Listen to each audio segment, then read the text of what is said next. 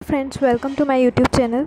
जैसे कि आप सब जानते हैं कि लास्ट वीडियो में क्लास 11th के चैप्टर नंबर 1 समुच्चय सेट में हमने सेट की डेफिनेशन और कुछ स्टैंडर्ड सेट्स के बारे में पढ़ा था, जैसे नेचुरल नंबर का सेट, इंटीजर्स का सेट एंड रियल नंबर्स का सेट, कॉम्प्लेक्स नंबर का सेट।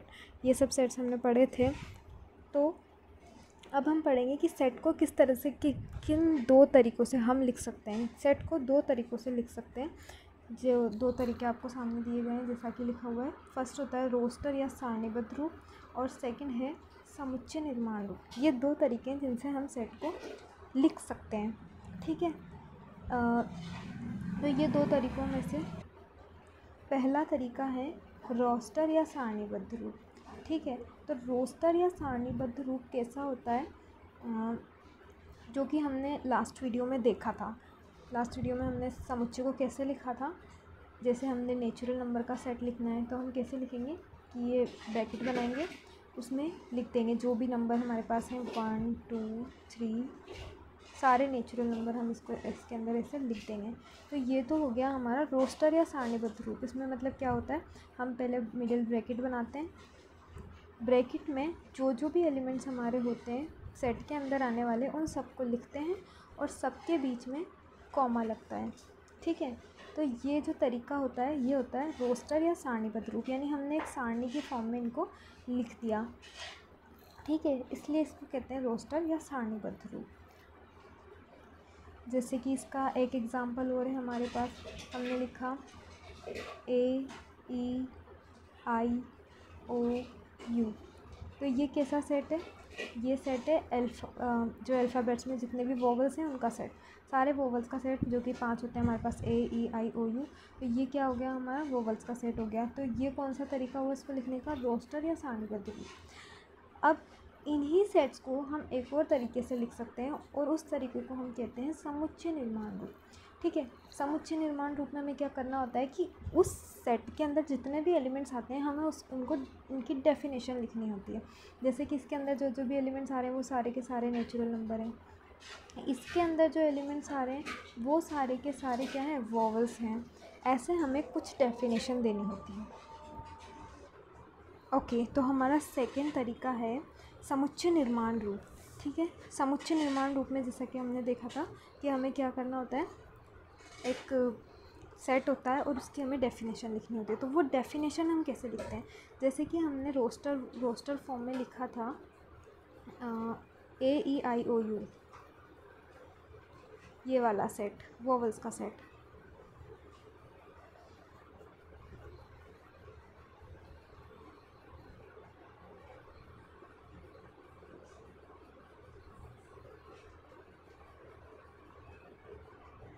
तो इसे समुच्चय निर्माण रूप में लिखने का तरीका क्या होगा। समुच्चय निर्माण रूप में लिखने के लिए हम बनाते हैं, यही वाला ब्रैकेट है, पहले ब्रैकेट बनाते हैं, उसके अंदर हम एक वेरिएबल लिखते हैं। हम यहाँ पर जैसे x लिख रहे हैं, ABCD हम जो भी चाहें वो लिख सकते हैं। उसके बाद यहाँ पर एक ऐसे वर्टिकल लाइन खींचते हैं और इसके बाद इस x की डेफिनेशन देते हैं। तो जैसे हमने इसके बाद लिखा कि x वोवल है।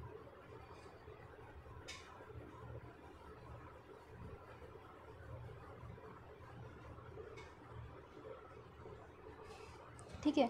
तो इस सेट के अंदर क्या आ जाएंगे, सारे वोवल आ जाएंगे। तो ये लिखें या फिर ये लिखें, ये दोनों एक ही सेट हैं लेकिन इनका तरीका अलग अलग है। ये रोस्टर रूप में है और ये समुच्चय निर्माण रूप में है। ठीक है। तो इसके बाद समुच्चय निर्माण में लिखने का एक तरीका और होता है। वो तरीका क्या है कि हम ये जो लाइन बनी हुई है इस लाइन के बजाय कॉलन लगा दें। तो और इसको ऐसे कैसे लिख दें कि x वोवल है। ठीक है। तो ये वाला तरीके से भी हम लिख सकते हैं या फिर इस तरीके से भी लिख सकते हैं। तो सारे सेट्स को हम क्या है, जो भी रोस्टर रूप में होते हैं उन्हें समुच्चय निर्माण रूप में लिख सकते हैं। और इसका और भी तरीके हैं, मतलब आगे जा क्वेश्चंस आएंगे इसके ऊपर कि रोस्टर रूप में लिखा होगा उसको समुच्चय निर्माण में लिखना होगा, और जो समुच्चय निर्माण में लिखे होंगे उनको रोस्टर रूप में लिखना होगा। अब जैसे एग्जाम्पल के रूप में हम एक सेट और देखते हैं। एक सेट है उसको हम मान लीजिए ए नाम दे देते हैं। हम सेट को क्या कैपिटल लेटर से डिनोट करेंगे, ठीक है। सेट को हमने ए नाम दे दिया और उस सेट के अंदर क्या क्या एलिमेंट्स हैं, 1 है, 4 है, 9 है, 16 है एंड सो ऑन, ऐसे इसके अंदर नंबर्स हैं। अब क्या आपको समझ में आ रहा है कि किस टाइप के नंबर्स हैं? ये हैं पूर्ण वर्ग संख्याएं। ये पूर्ण वर्ग संख्याएं हैं। जैसे 1 का स्क्वायर हमारे पास होता है 1, 2 का स्क्वायर होता है 4, 3 का स्क्वायर होता है 9, 4 का स्क्वायर होता है 16। तो इस टाइप के ये सारे नंबर्स इसके अंदर आ रहे हैं। इसके बाद आएगा 25, 25 के बाद आएगा 36। तो ये सारे नंबर क्या हो रहे हैं, इसके अंदर आ रहे हैं। तो अगर इसे हमें समुच्चय निर्माण, ये तो क्या हुआ, रोस्टर रूप हुआ, इसे हमें किस में लिखना है, समुच्चय निर्माण रूप के अंदर लिखना है। तो समुच्चय निर्माण रूप में इसको अगर हमें लिखना होगा तो हम इसको कैसे लिखेंगे, ए, यहाँ पे लिखेंगे हम वेरिएबल एक्स, एक्स के बाद हम ये लाइन खींचेंगे। उसके बाद हम लिखेंगे कि एक्स पूर्ण वर्ग संख्या है,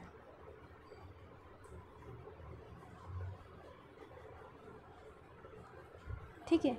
एक तरीका इसको लिखने का ये हुआ। अब इसी की डेफिनेशन हम दूसरी तरह से भी दे सकते हैं। हमने यहाँ लिखा एक्स, और एक्स को हमने एक्स को क्या बोला हमने, x is equal to a square, ठीक है। X is equal to a square यानी कि ये किसी का स्क्वायर है, और किसका स्क्वायर है तो हमें ए को भी डिफ़ाइन करना होगा, ठीक है।